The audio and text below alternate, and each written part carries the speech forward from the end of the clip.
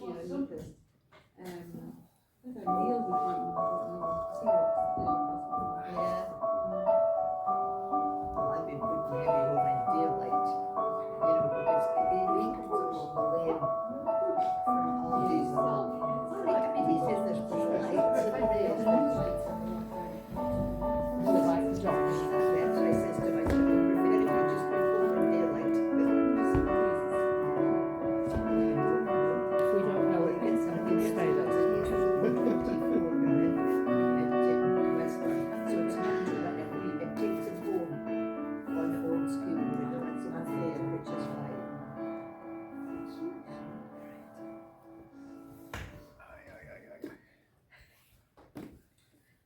Good morning, everybody. Morning, Joy. So today it's all about, the theme of today is all about living through a liminal transition. Fancy words. We'll find out all about it. You'll soon know. Malcolm's Malcolm. Morning, Malcolm. Good morning. Morning all. Morning. Yeah. How are you today? Very good, thank you. Very good. Good. So today we talk about the liminal, the transition and the passing through. We become aware of our own experiences when the air around us changes and the moment speaks of tales from a distant past or a possible future. We acknowledge our emotions, thoughts and feelings in times of change and the relationship we have with different spaces. So this is what we've got to look forward to today. So the word liminal, what is it? That's quite often the question. So liminal is it's like a transition. It's the difference or the connection between one place and another place. So it's not quite here nor there. It's the connection between. So like you're moving through something to a different place or feeling or something like that. It's a wonderful word because it can apply to so many different things, and I'll be mentioning quite a few of them hopefully in the remainder of today. But one of these places was talked about on a BBC pilgrimage. So we had people from different celebrities. I don't know if anybody watched this, and they all had a different faith. And this was actually where the first idea of thin places I come across outside my training. So it's described as a location in this program where the barrier between earth and heaven is perceived to be thinner, making it easier to connect with the divine or the awesome nature of the universe. The concept was discussed by Errol Parry, an Anglican priest, while leading a group of pilgrims in the Welsh Hills, with one pilgrim describing it as the most beautiful thin line between our world and heaven. So you can see in the bottom picture, there's the minister there talking with one of the pilgrims, and she was welling up with emotion because of looking out over the countryside. She really felt that thin place, that connection with God, as it was, as she described it. And sometimes we feel this when we go into places, or we look over the countryside, or in many other occasions. So I just thought I would.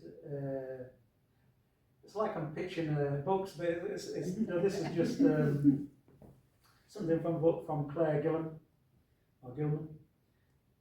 Learn to Love the Spaces in Between. Discover the Power of Liminal Spaces by Claire Gilman. So a quote from that book. It is thought that the ancient Celts and early Christians first coined the phrase a thin place to describe those rare locales where the veil between this world and the other world is thin.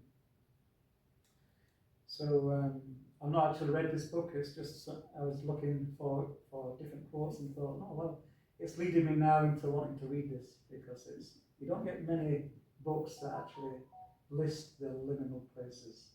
It's talked about in different ways, but this is directly, that liminal space.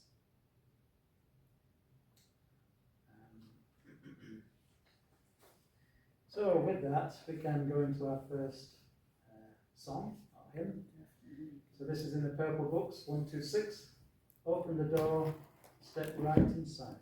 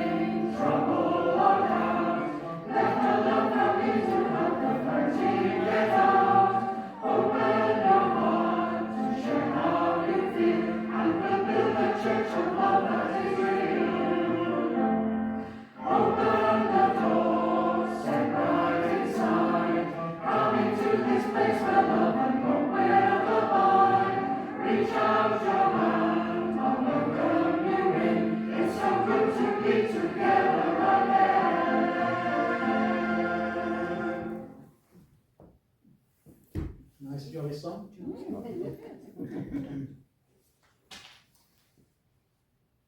So I'd just like to read a poem in Blackwater Woods by Mary Oliver. To live in this world, you must be able to do three things: to love what is mortal, to hold it against your bones, knowing your only life depends on it. And when the time comes to let it go, then let it go. So the poem has vivid autumnal imagery that naturally invokes change, letting go, and the cycles of life and death.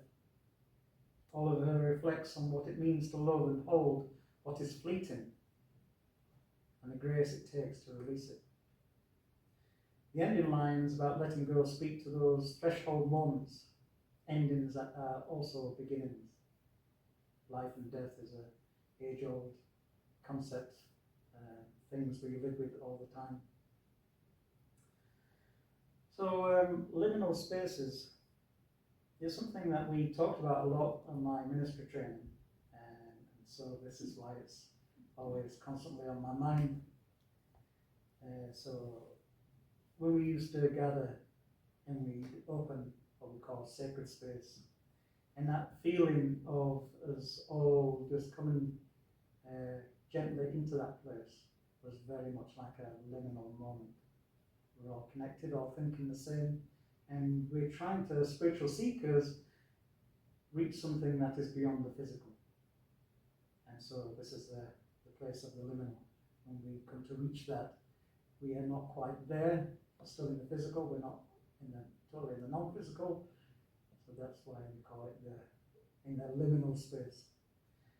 So in every chant, in every prayer, in every gathering, in every ceremony that we did, we like to think we was in that liminal space. So it became a constant theme throughout my training, and I just love the idea, and hence why the theme is today.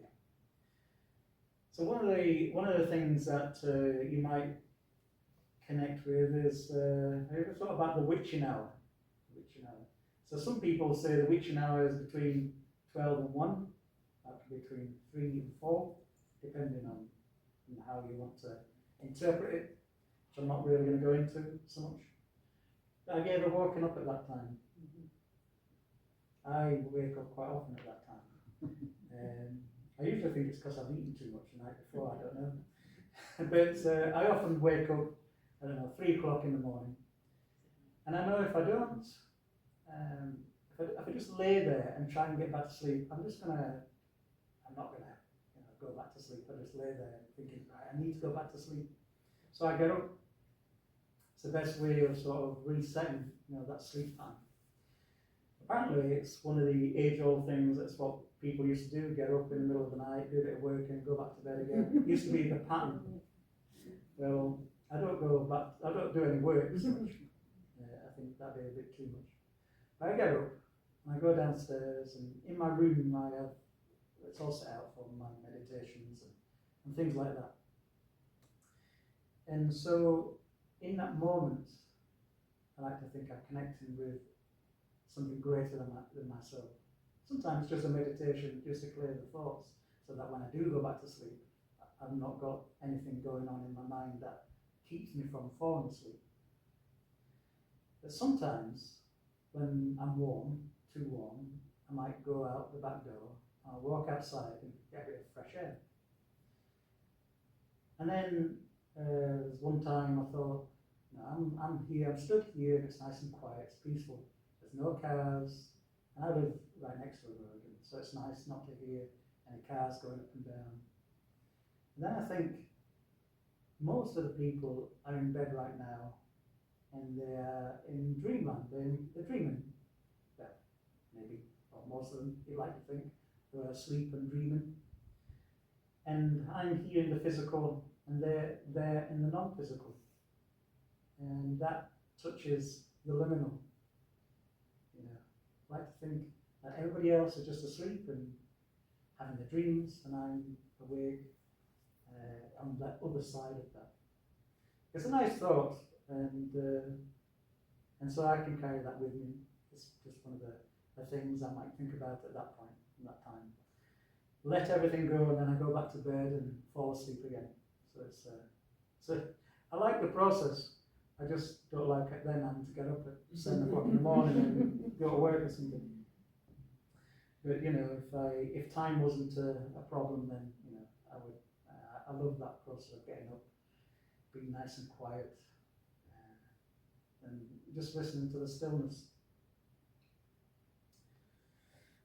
So with that, we go into our next hymn, which is number 150 in the purple books. Stillness creeping through this place. Stillness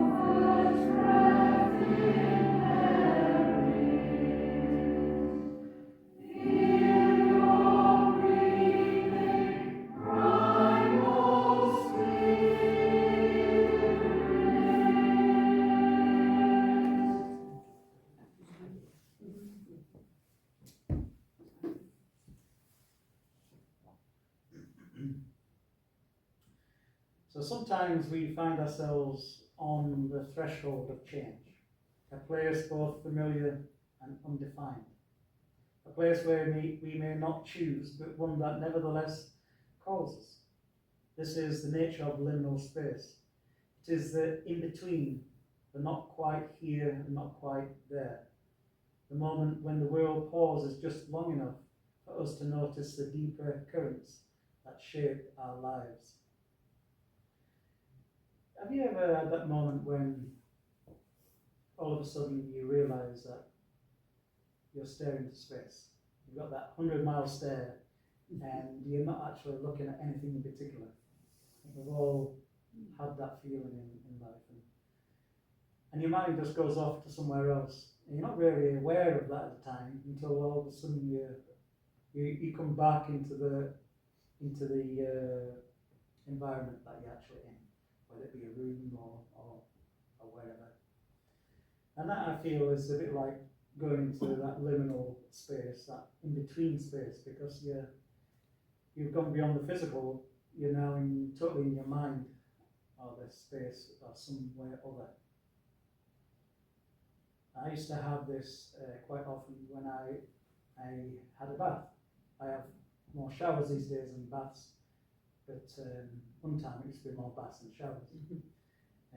I had to sort of swap that around a little bit because I had a habit of falling asleep in the bath. So, Teresa used to say it wasn't very healthy for me to do that. Water up to my knees. So I used to just lie back, nice warm water, and let my thoughts just go wherever they will. So I wasn't really trying to think of anything in particular, they were just thoughts that came and went. And it was my time of really relaxing. Put some nice Redox in or something like that, bubble baths.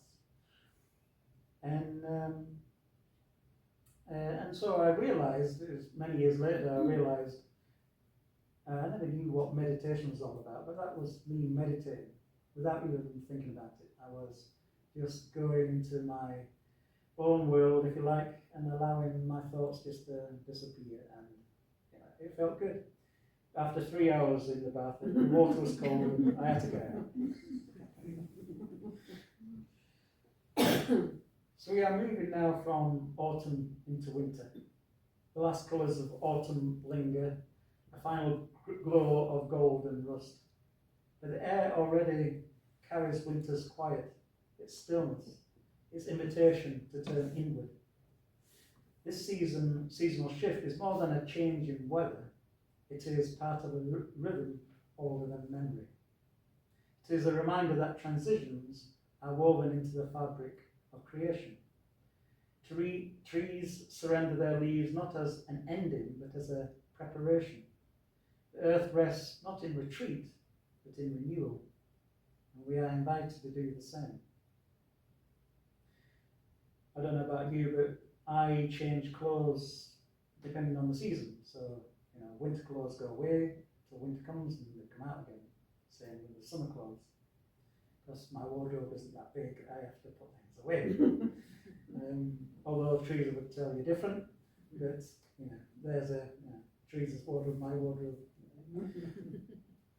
But we make these changes. One of them is clothes. We also, as we approach winter, we make our last cut of the grass. We trim our bushes and trees and stuff like this in preparation for winter. At least that's what I try and do. I quite often forget, or I don't have time. So I have to then think, I'll have to do it, in the summer or in the spring when the frost starts to clear away. But we prepare ourselves in many different ways for different seasons. And when, as we will soon find out, or as I already feel like doing, because of the darker nights, all I want to do is curl up nice and cozy and just have, enjoy the evening. And instead of being in the middle of summer where I think, I've got plenty of daylight, left to go out and do something. It's a total change in mindset.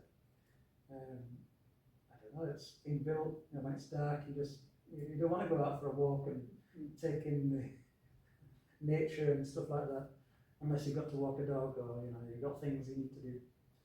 But these are the changes, and we adapt to different changes. There are times in our lives when we too shed what has grown old. We step into unfamiliar territory, unsure of what will emerge next. These thresholds can feel disorientating. Moments when the map fades, when our familiar markers grow dim.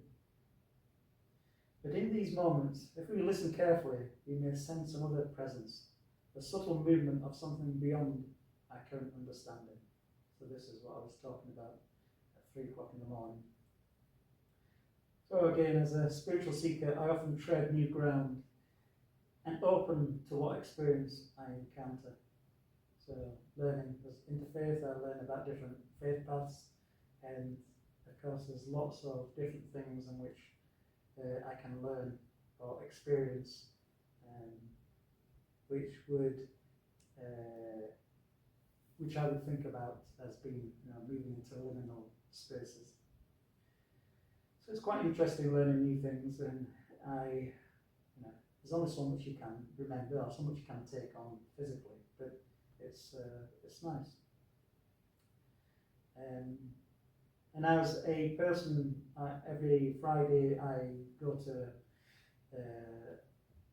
one of the wards in one of the hospitals, and as a visitor, I speak to many different people. And they all have stories, of course. They've got a lifetime of stories in which some of them like to tell. And it's like going in the past, and for them it brings up moments that they enjoyed, moments which bring meaning to them.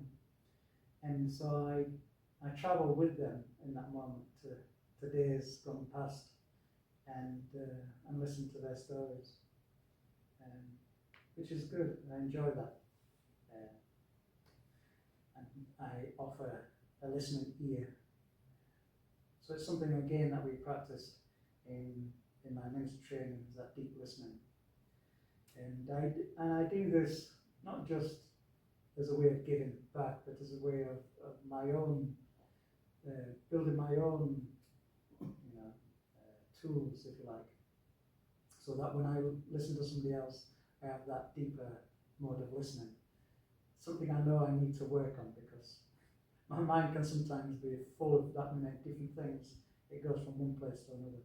So I like to bring it down, make it focused, and listening to somebody else is a good way of doing that. So many of us have felt this in places where the veil seems thinner. Certain landscapes, certain rooms, certain pauses in a day where the non-physical feels unmistakably near. It may be the hush of a forest path at dusk, which is my favourite time. I love to go for a walk at that time of day. Or it could be the echo of prayer in a quiet sanctuary, or the strange clarity that comes when life asks us to wait. These are liminal spaces where the spiritual world brushes close, not to frighten us, but to steady us, to remind us that we are being supported or accompanied. So do you remember walking into a place and feeling the history of that place speaking to you?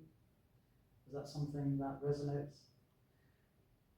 There's certain places that you walk in, and I think, just like here where people worship every week, you have a presence, or you go into some other place of worship. There's many people that spend their time praying, worshiping, singing, and I think that leaves behind the resonance which you can feel. Or if you maybe go into a stone circle, you might feel something there, or deep in the forest and you see a shaft of sunlight coming through. And to me, that's a very special moment.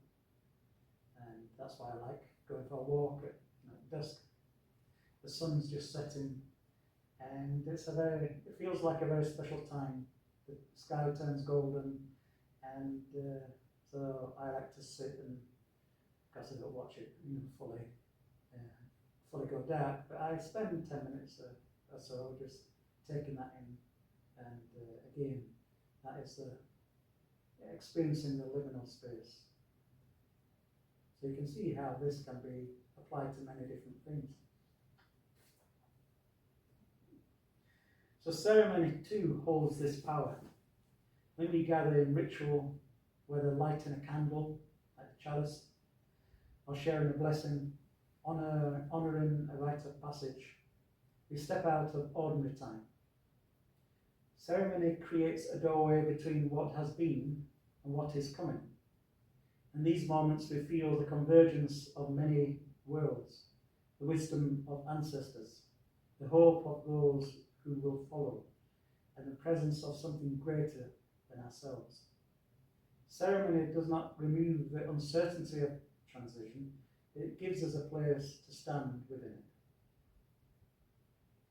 This was highlighted in my ministry training, how special a moment can be when you treat the moment with reverence. And so ceremony is like that.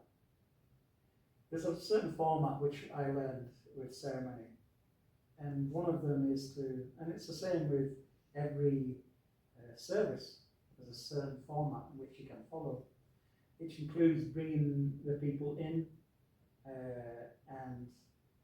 and connecting to something, whether it be a moment in preparation for worship, or a moment in preparation for understanding something, like a connection, like a word, or something like that. And so when you have ceremony, like a marriage, for instance, you're bringing two people together, two families together, and it's a very special moment which becomes very emotional, and so you can feel it. I know and a few weddings I've done, and it's something I used to worry about before I did the ceremonies and stuff. I thought, what if I start breaking down into tears? What if I start feeling all this emotion? Because you do, it's infectious. I know when my daughter got married and I had to stand up and say a few words, and I see all the women breaking into tears and the handkerchiefs, and thinking, oh my goodness. I had to take a moment just to steady myself and try and deliver something without breaking into tears of joy, obviously. But it was very emotional.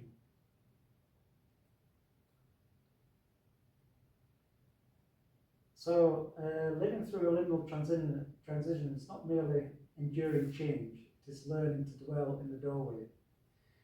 It is embracing the truth that the unknown is not empty, it is fertile. It is a trusting that what falls away creates space for what is trying to be born. It is recognizing that in these threshold moments, we may be more open, more attentive, more connected than to any other time. And when you start to recognize and fully experience these moments of liminality, it's a bit like a drug. You want to experience it again and again. But chasing these type of experiences can often escape you. You just have to let it happen when the time feels right. Well, that's how just like any good feeling, you want to experience that time and time again. But it's not chasing these moments, it's just allowing these moments to happen and recognizing it.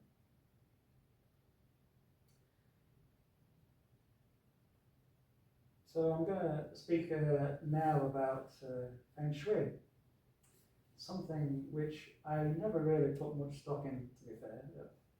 Just heard about it, and what can we benefit from having a plant here and a splash of colour there, and I just didn't get it.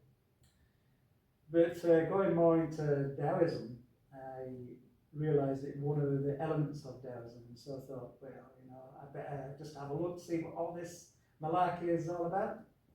So I did, I looked into it.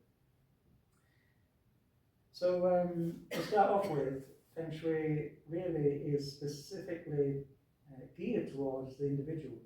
So first of all, you have to understand, well, what is that person all about? What are they like? And so in Chinese Taoist practices, it's like they do actually look a lot at astrology. Another thing I was never really into, you know, as I was born in November, so I'm a Scorpio, and then you used to get these little things in the paper, you know, today you are going to meet your loved one that you're going to love forever, or something like that. I'm thinking, oh, that's rubbish. But, you know, I then realised over a period of time that I was paying more attention to these things. So I was more into, you know, how we can be affected by energies. And when we think about stars, we think about, you know, in ancient times, you know, we used to, on ships, and for instance, we used to be guided by stars, and we used to always look at the night sky, and this is why we name different constellations and stuff like this.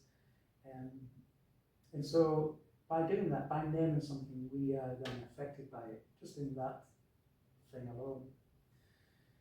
Anyway, so in the Chinese astrological way of thinking, they have different kind of, for different years, they have different sort of signs, and I've got the sign of the goat apparently. So so you have different different ways of being, different characteristics. So by understanding that, then you can apply that to your work area or your home or anything else. So Feng Shui is the art of harmonizing the flow of Qi, which is life energy. So the liminal transitions, seasons changing, personal change, spiritual thresholds, and these are all shifts in the flow of energy. So Feng Shui teaches that these shifts aren't obstacles, they are pathways. Energy isn't static, it's always moving, circulating and transforming. So when we stand in a liminal space, Feng Shui helps us to understand that we are simply in a point of rebalancing, a moment when energies recalibrate. So that's the way I like to look at it. It's all about energy and how it flows, and that's what Feng Shui is all about. So Feng Shui is in doorways, hallways, thresholds and entryways. They're all considered crucial. They're not quite in one room or not quite in another. They hold movement rather than stillness. They carry the energy of possibilities. Well, that's the idea. So this mirrors the spiritual or emotional thresholds, the moments in life, where you stand between what was and what will be. A liminal moment in life is like standing in the mouth of Qi, or mouth of energy, a place where energy enters and leaves. Feng Shui teaches us to treat these spaces with respect, clarity, and intention. So, moving from autumn to winter corresponds to a shift in the 5 element cycles. So in Chinese, the 5 elements, which are wood, fire, earth, metal, and water. So we're moving from autumn, which is said to be a metal element. So you've got clarity, releasing and cutting back. And moving to winter, which is a water element, which is stillness, depth, and inwardness, or gestation. This transition is one of the most liminal movements in the cycle. And it encourages letting go of what no longer is necessary, or resting in the unknown, trusting the unseen growth. So Feng Shui treats this not as a decline, but a necessary part of the rhythm of renewal. So moving between seasons, it's not something we can stop, really. It's something we all have to face. And so by treating it with a little respect and respecting ourselves as we move through it, then we are really looking after ourselves. So one of the focuses of Feng Shui is feeling the non-physical influence. The idea of being that unseen currents of energy show or shape how we feel, behave, and grow.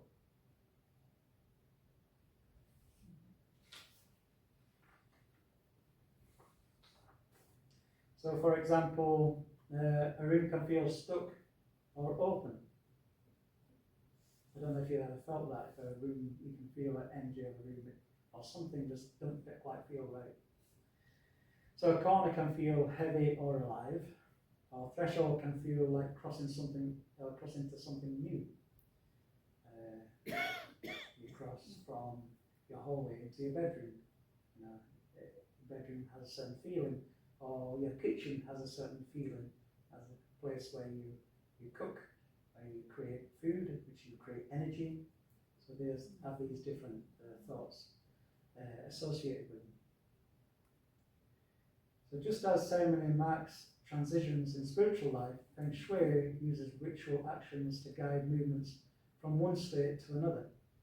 So clearing a space, lighting incense, opening windows to shift qi energy, the life energy, placing symbolic objects, making intentional gestures at thresholds. There are all ways in which you can do that. These are acts of transition. Just like lighting a candle or offering a prayer, they create a bridge between the physical world and the unseen influences, the terrain of the liminal space. So I decided to apply this to my house and thought, well, let's see how Feng Shui I really am.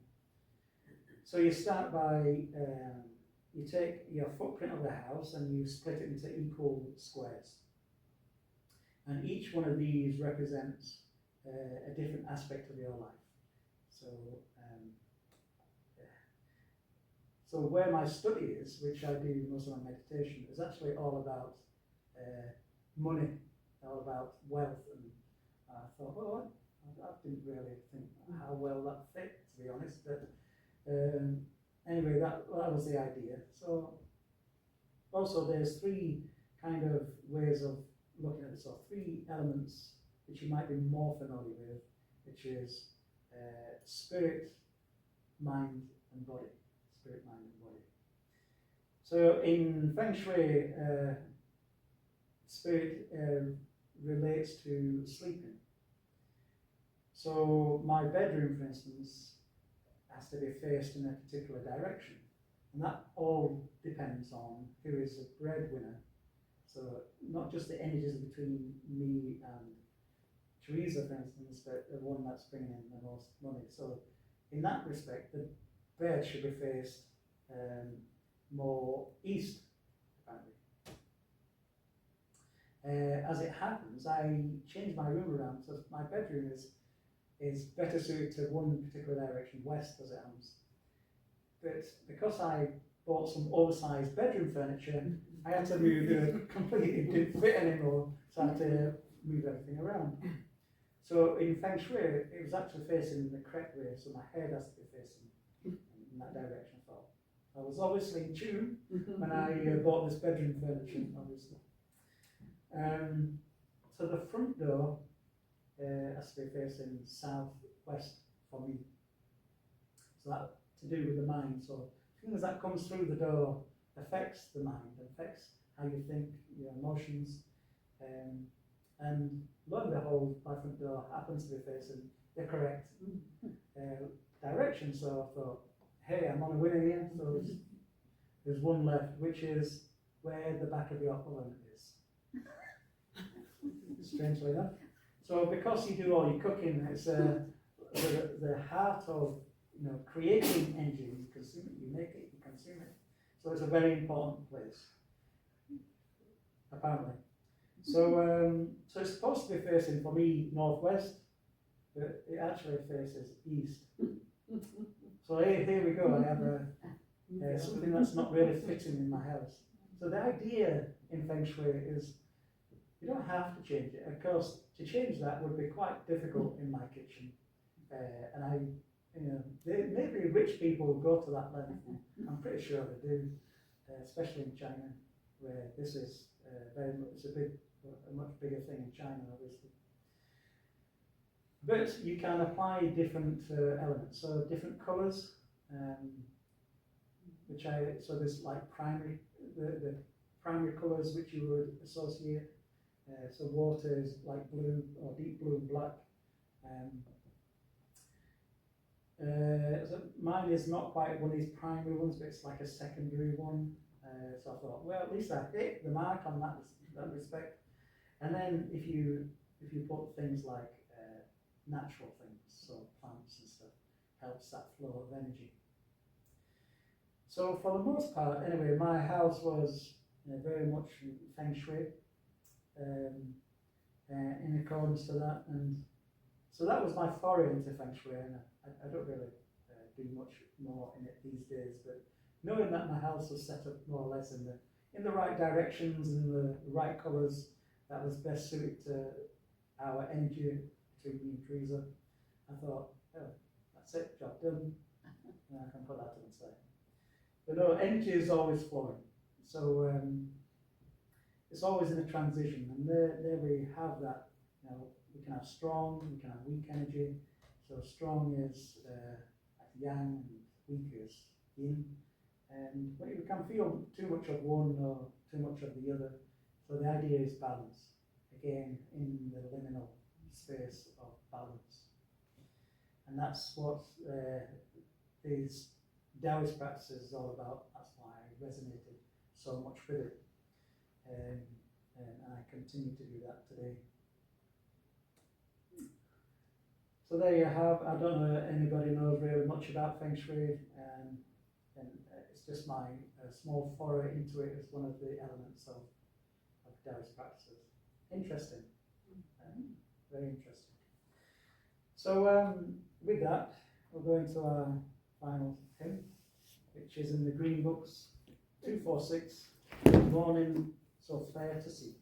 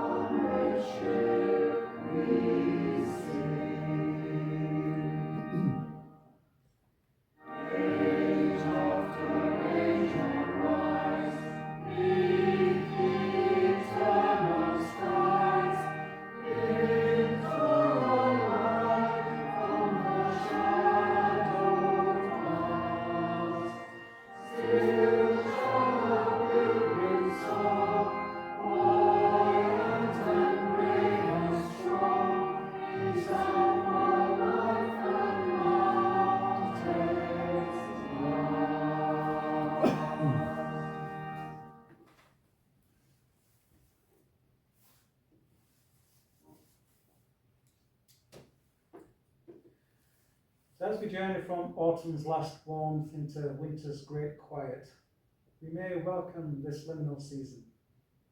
May we allow ourselves to slow, to listen, to feel the subtle guidance around us. And when the way ahead feels uncertain, may we remember that thresholds are sacred spaces, places of possibility, places where the invisible becomes perceptible. May we walk through this transition with courage, with tenderness, and with trust. For on the other side of every threshold lies a dawn not yet seen, but already forming.